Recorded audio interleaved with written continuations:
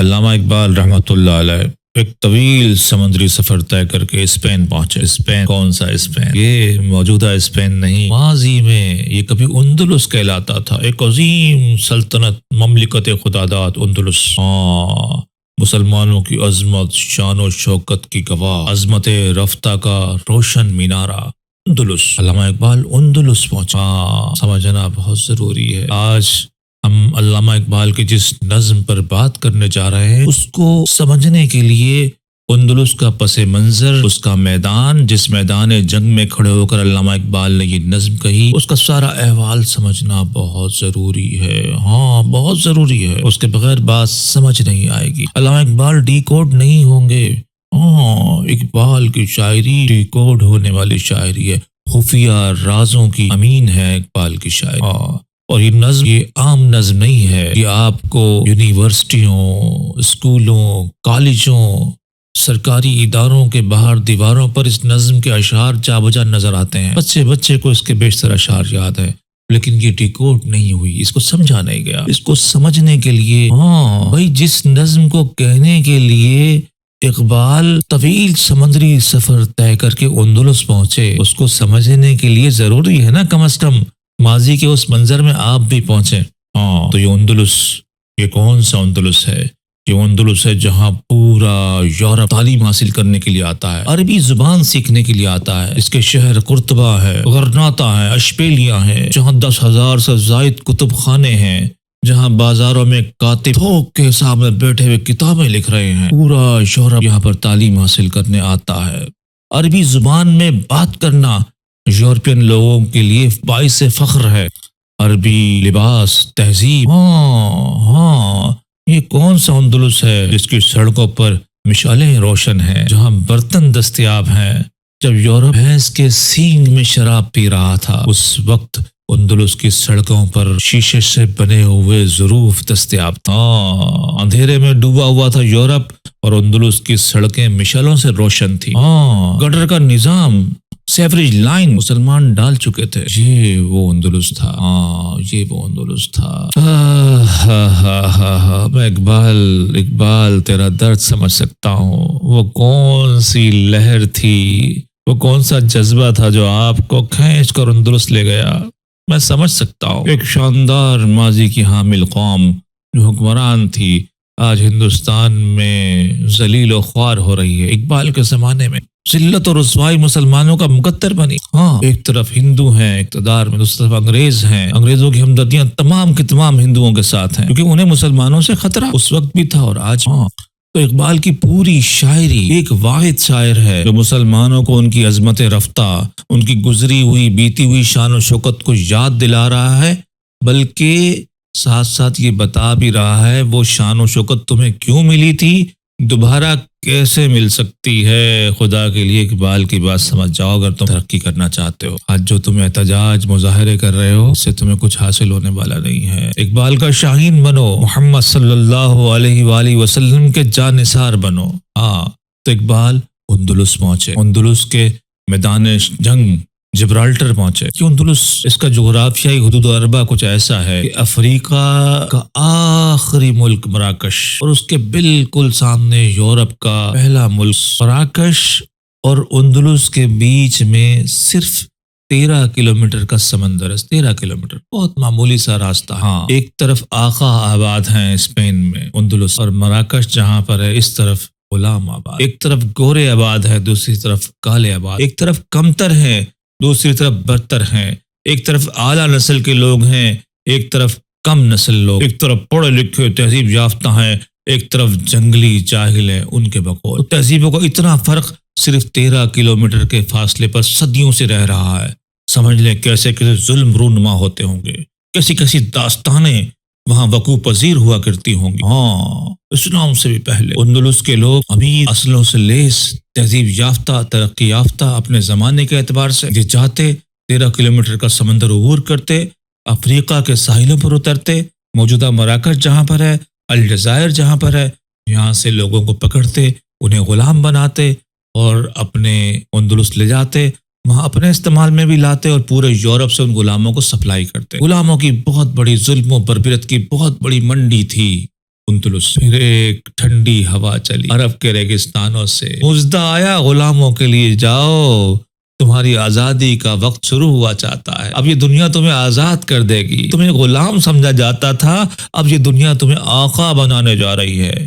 یہ پیغام اٹھا میرے حضور کے مدینے سے، میرے حضور کے مدینے سے، ہاں یہ میرے حضور کا پیغام ہے صلی اللہ علیہ وآلہ وسلم۔ اب کوئی غلام نہیں رہے گا، اب انسانیت ظلم کی چکیوں سے آزاد ہونے والی۔ ہاں وہ یمن کا سفیر آیا تھا حضور سے ملنے کے لیے، پیغام دینے کے لیے حضور کو پیغام دینے، وہ یمن کا سفیر آیا تھا حضور کو پیغام دینے کے لیے۔ اس نے دیکھا مسجد نبی میں سے حضور نہیں ہے، اس نے کہا کہاں ہے تمہارے پیغمبر صلی اللہ علیہ وآلہ وسلم؟ نے کہا وہ دیکھو سامنے لوگوں کے بیچ میں تشریف فرمائے۔ اس نے کہا ہے کوئی تخت نہیں، کوئی کرسی نہیں، کوئی دربار نہیں، یہ بیچ میں زمین پر تشریف فرمائے، یہ کیسے بادشاہ؟ انہوں نے کہا بادشاہ نہیں، یہ پیغمبر صلی اللہ، یہ بالکل لوگوں کے ساتھ، اپنے ماننے والوں کے ساتھ برابری کا سلوک کرتے، ان کی نظر میں کوئی کم تر نہیں ہے، کم نسل نہیں ہے، کوئی گھٹیا نہیں ہے، کوئی کم ذات نہیں ہے، ہاں یہ عزت دیتے ہیں، یہ انسانوں کو عزت دینے کے لیے دنیا میں تشریف لائے ہیں۔ ہاں اور پھر حضور کی اس تعلیم کو حضور کے غلاموں نے دنیا پر کے سامنے پیش کیا۔ روم کا سفیر جب آیا، حضرت عمر فاروق رضی اللہ تعالیٰ عنہ کے دور حکومت ڈھونڈنے لگا مدینہ میں دارالخلافہ میں خلیفہ، اپنے خیال کے مطابق بادشاہ ڈھونڈ رہا ہے، بھائی کہاں ہے عمر، کہاں ہے عمر؟ کوئی کہتا ہے ادھر جاؤ، کوئی کہتا ہے ادھر جاؤ، تمہارا کوئی محل ہونا چاہیے نا، مجھے محل کا پتہ بتا دو، دربار کہاں لگتا ہے؟ اب وہ لوگ اسے دیکھتے ہی دربار کا پتہ پوچھ رہا ہے، عمر کے دربار کا؟ میاں ادھر جاؤ، ادھر جاؤ۔ ڈھونڈتے ڈھونڈتے ایک جگہ پہنچا، کیا دیکھتا ہے؟ مٹی میں زمین پر ایک صاحب بہوے سو رہے ہیں چین کی نیند۔ ہاں اس نے کہا یہ کون؟ کہا یہ ہمارے خلیفہ۔ اتنی بے فکری سے، اسے کسی قتل کا، اسے کسی حملے کا، اپنی جان کا بھی خوف نہیں۔ ہمارا بادشاہ تو ہزاروں پہروں میں محل کے اندر قیمتی خواب گاہ میں سوتا ہے، یہ مٹی میں سو رہے ہیں۔ سبحان اللہ سبحان اللہ سبحان اللہ، یہ حضور نے ایسا پیغام دیا۔ پھر ایک وقت آیا حضور کے غلاموں نے صحرائے عرب سے نکل کر پورے عرب کو انسانی آزادی کا پیغام دیا۔ عرب سے سلطنت روما تک یہ پیغام پہنچا، پرشین امپائر تک یہ پیغام پہنچا، ہاں انسانوں کی آزادی کا پیغام، ایک خوشبو، ایک ٹھنڈی ہوا کا جھونکا۔ اب ظالموں کو اس دنیا میں رہنے کی اجازت ہی نہیں ہے، ان کے لیے موت ہے، ان کے لیے مسلمانوں کی تلوار قہر خدا بندی ہے، اور وہ ٹوٹی۔ پھر مسلمان افریقہ کے جنگلوں تک پہنچے، یہاں تو مسلمانوں کے منتظر تھے، مسیحاؤں کے منتظر تھے، غلامی میں پسے ہوئے لوگ، آنن فانن مسلمان پہنچے اور لوگوں نے اسلام قبول کیا۔ مسلمان افریقہ کے جس ملک میں گئے، جس شہر میں گئے، وہاں اسلام پھیلنے میں دیر نہیں لگی، صرف سال دو سال پورا خطہ مسلمان، جہاں مسلمان۔ تو الجزائر جو موجودہ الجزائر ہے اور یہ مراکش، وہاں مسلمان پہنچے اور اسلام پھیل گیا پورا مراکش۔ تو ایک حکمران اموی دور حکومت نے موسیٰ بن نصیر جنرل لیڈر مراکش کا حکمران ہے، سارے مراکش کے سیاہ فام قبائل مسلمان ہیں اور مزے لوٹ رہے ہیں آزادی کے، مساوات کے، برابری کے نشے میں مبتلا۔ اب ان کے سامنے والے 13 کلومیٹر دور پر جو اندلس ہے، جو اسپانا ہے، وہاں کے لوگ اب یہاں پر آ کے لوگوں کو غلام بنا کر نہیں لے جاتے، اب یہاں سے ڈرتے ہیں، اب یہاں سے فکر مند رہتے ہیں کہ کہیں یہ وہ لوگ جو جنہیں ہم کل غلام بناتے تھے آج یہ ہمیں غلام نہ بنا لے۔ ہاں یہ ہے اسلام۔ اقبال وہ اندلس دیکھنے گئے تھے، پھر وہی ہوا۔ اندلس کا حکمران تھا راڈرک، ظلم و بربریت اس نے مچا دی، لڑکیوں کی عیاش تھا، عزتیں پامال کرتا پھرتا تھا۔ تو وہاں ایک دستور تھا کہ اندلس کے عمرہ،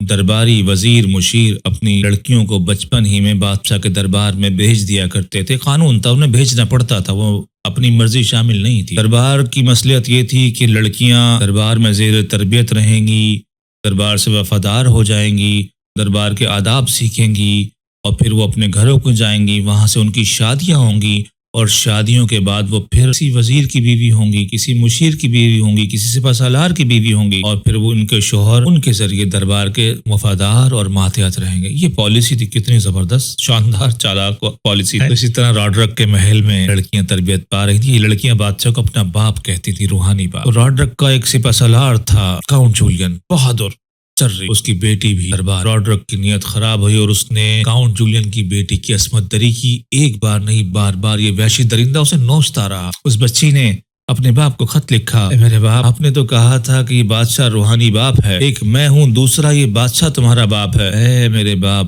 کاؤنٹ جولین، کیا تو اپنی بیٹی کی عصمت دری کرنا پسند کرے گا؟ اگر نہیں تو یہ میرا روحانی باپ دن رات عزت کو نوچتا ہے، ایک گدھ کی طرح میری عزت کی بوٹیاں نوچ رہا ہے۔ کاؤنٹ جولین نے بیٹی کا دردناک خط پڑھا اور راڈرک کے دربار میں پہنچا۔ بادشاہ سے لڑ نہیں سکتا تھا، دربار میں اوف بھی کرتا اس کی گردن مار دی جاتی۔ اس نے بڑے بہانے سے کہا کہ میں اپنی بیٹی کو لینے آیا ہوں، شادی ہے، کچھ تقریبات ہیں، اس کے بعد واپس چھوڑ جاؤں گا۔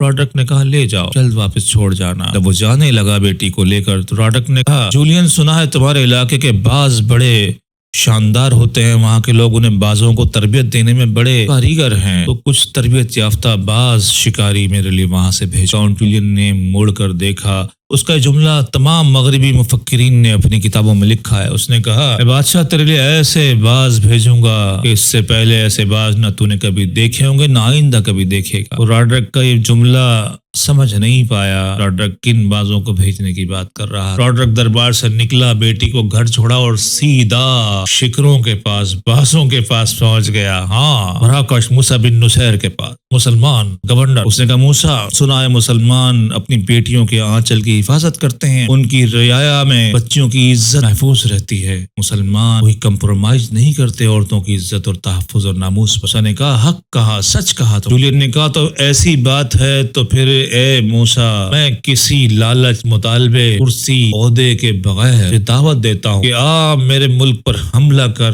اور یہاں اپنی حکومت قائم کر۔ صرف میرا مطالبہ ایک ہے کہ میرے ملک کی بیٹیوں کی عزت و نافوذ کی ذمہ داری تو اٹھائے گا، کسی بچی کی عصمت دری نہیں ہوگی، کسی پر ظلم نہیں۔ میں کاؤنٹ جولین ہر ممکن امداد کا سب ان سے کافی عرصے سے نظر جمائے بیٹھے تھے، اس ظلم سے آگاہ، وہاں اسلام کا پیغام پہنچانا ازحد ضروری تھا، ایک موقع تھا۔ موسیٰ بن نصیر نے کاؤنٹ جولین کی بات پر لبیک کہا، ٹھیک ہے۔ پہلے 100-200 لوگوں کی ٹکڑی وہاں بھیجی، جنہوں نے جا کر معائنہ کیا، خاموشی سے بھیس بدل کر وہ گئے اور واپس آئے اور کہا کہ موسیٰ، معاملہ صاف ہے، راستہ کلیئر ہے۔ موسیٰ کی نظر پڑی عظیم کمانڈر پر، جس کا نام اسلامی تاریخ کے ماتھے پر نقرئی جھومر کی طرح جھلملا رہا ہے، چمک رہا ہے۔ اس کی آب و تاب آج بھی مسلمانوں کے دلوں میں دھڑکن بن کر دھڑک رہی۔ طارق بن زیاد، اسی کے نام پر علامہ اقبال نے نظم لکھی، طارق کی دعا۔ صرف عنوان کے پیچھے پس منظر اتنا گہرا ہے، تفصیل آپ کو معلوم نہیں ہوگی، آپ اقبال کی شاعری سمجھیں گے کہ تو موسیٰ بن نصیر نے طارق کو بلایا اور کہا طارق، تیرے سامنے اندلس بچیوں کی عصمت دری ہو رہی ہے اور ایک مظلوم بیٹی کا باپ فریاد لے کر آیا، اس نے ہمیں جواز دے دیا ہے، میں 7,000 سپاہ تیرے ہمراہ کرتا ہوں، جا اور فتح کر لے، ظالموں کو نیست و نابود کر دے۔ جا ارے جا طارق بن زیاد۔ موسیٰ بن نصیر نے 7,000 کا لشکر بھیجا، یہ جری جوان جرنیل فاتح بہادر طارق بن زیاد، مراکش کا سیاہ فام، جس کی نسلیں صدیوں سے سامنے سمندر پار رہنے والے گوروں کی ظلم، تعصب، بدماشیوں کا شکار۔ آج طارق بن زیاد کے پاس موقع تھا ان ظالموں کو ان کا ظلم کا مزہ چکھانے کا۔ تو طارق بن زیاد 7,000 کا لشکر لے کے خاموشی سے اندلس کے ساحل پر پہنچے، لشکر اتارا، راڈرک کو اطلاع مل گئی، راڈرک اپنی سپاہ لے کر میدان میں نکل آیا۔ 1,00,000 سے زیادہ کا لشکر لے کر راڈرک آیا، 1,00,000 سے زیادہ کا لشکر لایا راڈرک، 1,00,000 سے زیادہ۔ مقابلے پر طارق کے پاس 7,000، اس کا لشکر مقامی حمایت کے ساتھ کھڑا ہوا تھا، اسلحہ تھا بے شمار، تربیت یافتہ فوج تھی، گھوڑے تھے، ہاتھی سامنے غلام کھڑے ہوئے تھے جن کے تن پر قمیضیں بھی نہیں تھیں، ذرا تو بہت دور کی بات، ہاتھوں میں تلواریں، سیاہ بدن تھے، سینے میں محمد رسول اللہ صلی اللہ علیہ وآلہ وسلم کی محبت جگمگا، اپنے محسن اعظم جنہوں نے انہیں غلام سے آقا بنایا تھا کا پیغام جگمگا رہا۔ روب آیا، 1,00,000 کا لشکر دے، وہ تھوڑی سہمی، ڈری کہ اب کیا ہوگا، 7,000 ہے، سامنے 1,00,000 سے زیادہ ہے، ہماری تو کوئی کمک اور مدد بھی نہیں آ سکتی۔ اس وقت طارق بن زیاد نے ایک عظیم الشان خطاب، اس نے کہا ہے میری سپاہ، تمہارے پیچھے سمندر ہے اور آگے دشمن، تیسرا کوئی راستہ نہیں، کشتیاں میں نے جلا دی ہیں۔ طارق بن زیاد نے کشتیاں جلا دی تھی، اس نے کہا نہیں، پلٹ کر نہیں جانا، یا یہیں ہماری قبریں بنیں گی یا پھر ہم انہی کے محلوں میں آرام کریں گے۔ تو وہ میدان جنگ سج گیا، یہ تقریر ہو گئی۔ تو اس میدان جنگ میں اقبال پہنچے، وہ نظم لکھی طارق کی دعا اندلس کے میدان جنگ میں۔ اقبال نے تصور کیا، طارق نے فوج سے خطاب کر لیا، فوج سے خطاب کر لیا طارق بن زیاد نے، اور سامنے وہ لشکر کھڑا ہوا 1,00,000 سے زیادہ، اسلحے سے لیس، ہاتھیوں سے لیس، اور اس کے بعد جب فوج سے خطاب کر لیا، صفیں سج گئیں، لگ گئیں، دشمن آمنے سامنے آ گیا، تو طارق نے پھر اپنے رب کے حضور دعا کے لیے ہاتھ اٹھائے۔ ہائے ہائے ہائے ہائے، اقبال نے اس دعا کو اپنے الفاظ میں بیان کیا ہے، ساتھ ساتھ اقبال نے بتایا ہے کہ جو طارق کی دعا ہے بیسیکلی اسلام کا منشور ہے، اسلام کی فتوحات کا سبب ہے اس دعا میں۔ تو اب ہم اس نظم کو پڑھتے ہیں،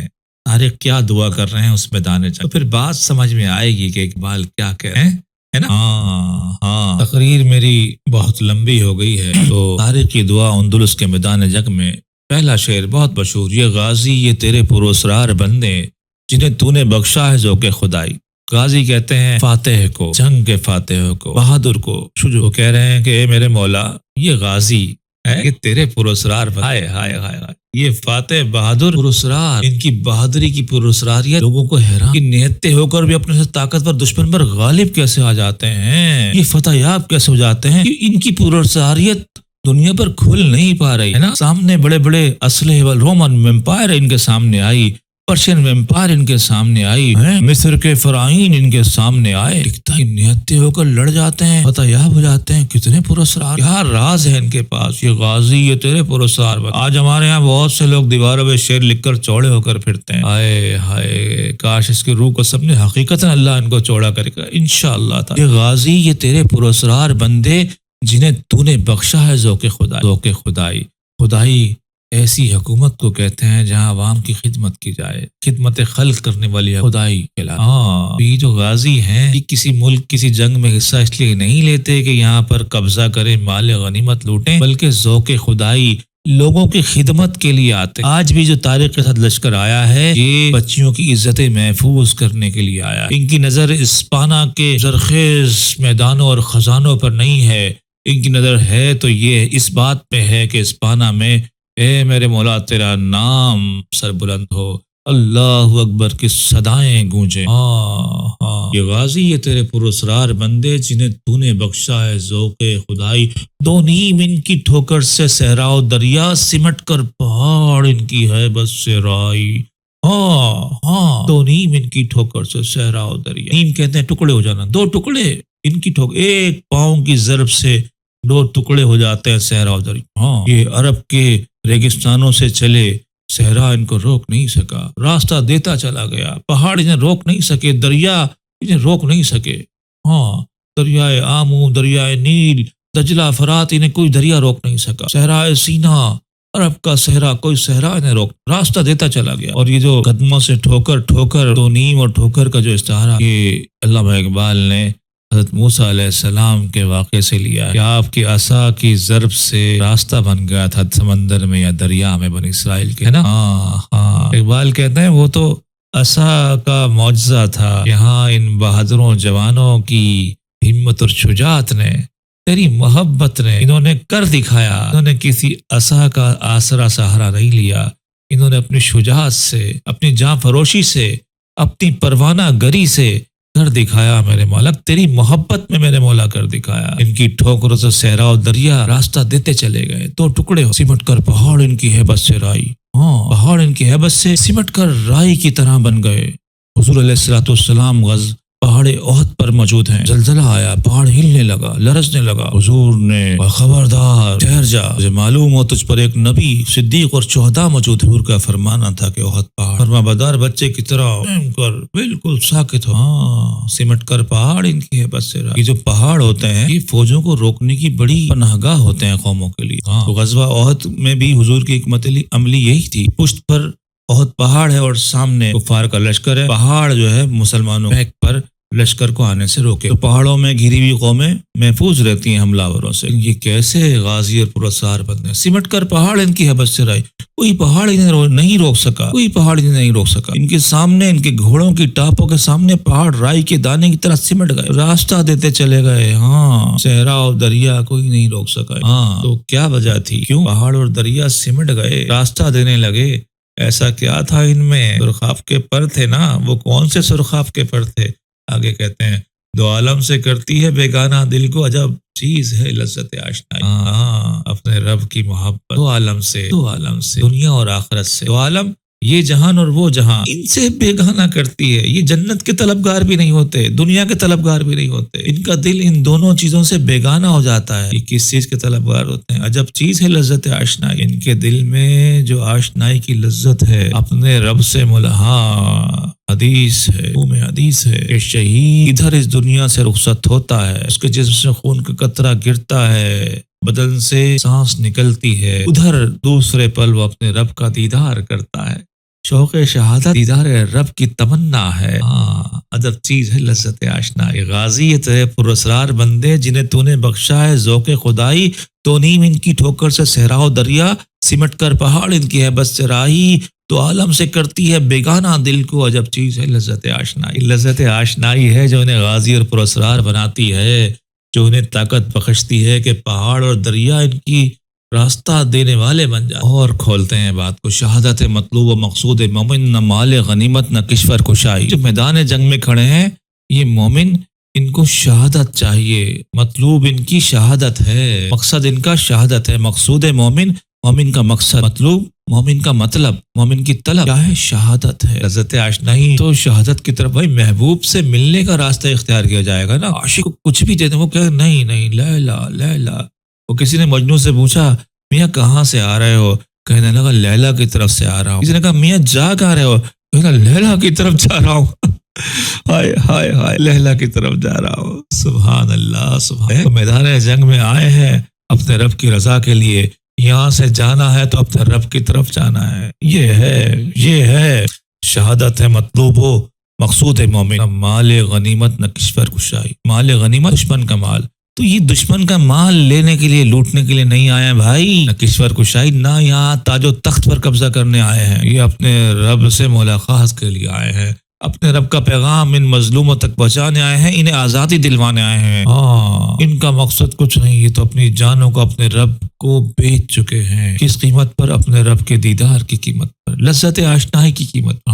بیاباں میں ہے منتظر لالا کب سے، قبا چاہیے اس کو خون عرب سے۔ اب وہ بات اصل اقبال نے کہی، بیاباں کہتے ہیں باغ کو، لالا کہتے ہیں پھول کو۔ کہتے ہیں باغ میں پھول نہ جانے کب سے منتظر ہے، کس چیز کے؟ بھائی پھول قبا چاہیے، پھول تو ہے، خوبصورت ہے، لیکن عزت نہیں ہے، قبا نہیں ہے، لباس نہیں ہے، اریاں ہے، ننگے بدن ہے۔ اس وقت پھول، اس پانا کا پھول عزت کا محتاج ہے، وہ وجہ بیان ہو رہی ہے۔ قبا چاہیے، اس کو عزت چاہیے۔ قبا کہتے ہیں قمیص کو، عزت مراد لی گئی خون عرب سے۔ تو اس پانا کے، اندلس کے باغوں کے پھولوں کو قبا چاہیے، اور وہ قبا یہ غازی تیرے پراسرار بندے اپنے خون سے دینے آئے ہیں، اپنے خون سے دینے آئے ہیں۔ کیا تو نے صحرا نشینوں کو یکتا، خبر میں نظر میں اذان سحر میں۔ ایک تاریخ کہہ رہے میرے مولا تو نے صحرا نشینوں کو یکتا کر دیا، کتنا بڑا کام ہے یہ۔ عرب کے صحرا نشین ایک نسل کے بعد دوسری نسل میں قبیلوں میں بٹ جاتے تھے، اور قبیلے دشمنی کی بنیاد اور عصبیت کی بنیاد پر، سردار کا دشمن، قبیلہ کے دشمن، ذرا سی بات پر جھگڑے، جنگیں، ایک قتل کے بدلے میں ہزار قتل۔ ایسے صحرا نشین تھے یہ، خود سرکش۔ ان کو لگام کس نے دی؟ تیری محبت نے میرے مولا، تو نے، تیرے حبیب صلی اللہ علیہ وآلہ وسلم نے انہیں متحد کر دیا، ایک لڑی میں پرو دیا۔ اور کیسے؟ خبر میں، نظر میں، اذان سحر۔ اتحاد کسی قوم میں ہوتا ہے نا جب تک اس کی خبر میں اتحاد نہ ہو۔ خبر یعنی اس کے عقیدے، اس کے ایمان میں۔ قریب صحرا نشین اپنے عقیدے میں ایک ہو گئے۔ ان کے پاس خبر آئی کہ اللہ اور اس کے رسول ہے، بس اللہ ان کا خالق ہے اور رسول اس کے پیغام پہنچانے والے، دنیا پر اس کے نمائندے ہیں۔ اس خبر میں عرب یکتا ہو گیا، ایک ہو گیا۔ نظر میں، ہائے نظر بہت اہم بات ہے۔ دیکھیں شاہین اقبال کا پسندیدہ پرندہ ہے نا، وہ شاہین آسمان میں اڑتا ہے، اس کی نظر ہے، وہ سینکڑوں فٹ سے زمین پر نظر رکھتا ہے، چھوٹا سا چوہا نظر آ جاتا ہے اس کو، چھوٹا سا چوہا اس کی نظر سے اوجھل نہیں ہوتا، جھپٹ کر اپنا شکار پا لیتا ہے۔ تو مسلمان کا شکار ظالم ہے، ظالم مسلمان کا شکار ہے۔ مسلمان کو حکم ہے کہ ظالم کو جھپٹ لے، دبوچ لے، نیست و نابود کر دے۔ پہلی تو خبر میں عرب یکتا ہوئے، پھر نظر میں یکتا ہوئے کہ ہم نے پورے عالم پر، پوری زمانے پر، پورے جہان پر نظر رکھنی ہے۔ ظالم کو، غاصب کو، منکر توحید کو جھپٹ لینا ہے اذان سحر میں، اور پھر سحر کی اذان دینی ہے، روشنی کا پیغام دینا ہے۔ ہاں کیا تو نے صحرا نشینوں کو یکتا، خبر میں، نظر میں، اذان سحر۔ طلب جس کی صدیوں سے تھی زندگی کو، وہ سوز اس نے پایا انہی کے جگر سے۔ طلب ڈیمانڈ اس کی صدیوں سے تھی، زندگی ڈیمانڈ کر رہی تھی، طلب کر رہی تھی ان غازیوں کی، ان پراسرار بندوں کی۔ ہاں صدیوں سے، ہزاروں سال سے انسان محکوم تھا، بادشاہوں کا محکوم تھا۔ بادشاہ مالک تھے عوام کے، جس کو چاہے مار دے چھوڑ، اور وراثت تھی عوام، بادشاہ کے بعد بیٹا ان کا مالک، جس کو چاہے مارے چھوڑے، جو مرضی کرے، کوئی پوچھ نہیں سکتا تھا، قانون کے کٹہرے میں نہیں آ سکتا تھا کہ میرے آقا حضور علیہ الصلوۃ والسلام کا معجزہ ہے، حضور کا معجزہ ہے کہ حضور نے پیغام دیا، اب بادشاہ عوام کے مالک نہیں ہوں گے، عوام کے خادم ہوں گے۔ اب ملکیت نہیں ہے عوام کے، بادشاہ کے بعد بیٹا ان کا مالک بن جائے گا، نہیں، عوام میں سے جو اہل ہوگا، جو خاص ہوگا، جو منتخب ہوگا، میرٹ پر ہوگا، وہ خلیفہ بنے گا۔ ہاں یہ طلب تھی انسانیت کی، زندگی کی حرارت تھی، اس کے بغیر انسانی زندگی مردہ تھی، سرد تھی۔ وہ سوز اس کو حرارت دیا، اس کو حرارت دی انہی کے جگر سے، انہی غازیوں پرستار بندوں کے جگر نے حرارت دی، زندگی دی۔ آزادی کے بغیر زندگی مرحوم تھی، ڈیڈ باڈی تھی۔ مسلمانوں نے اس ڈیڈ باڈی کو حرارت دی، جگر بنے مسلمان جو خون پیدا کرتا ہے۔ سمجھ میں آ رہی ہے؟